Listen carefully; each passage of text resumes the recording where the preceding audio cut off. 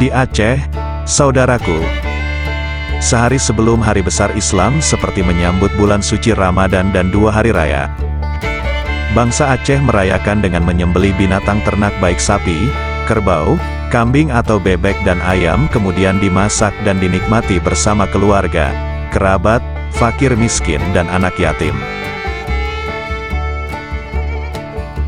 Rasa syukur bangsa Aceh diekspresikan dengan kenduri, khas masyarakat Melayu. Tradisi ini telah berlangsung berabad lamanya semenjak kerajaan Aceh masih tegak berdiri sebagai negara berdaulat.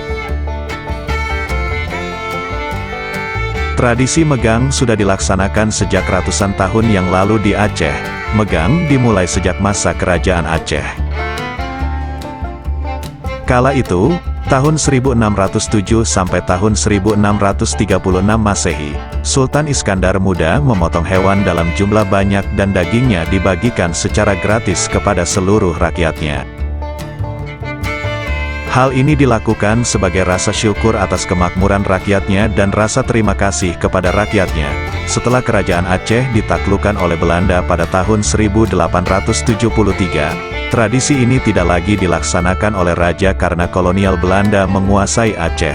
Namun, oleh bangsa Aceh, tradisi berbagi daging ini terus berlanjut hingga kini.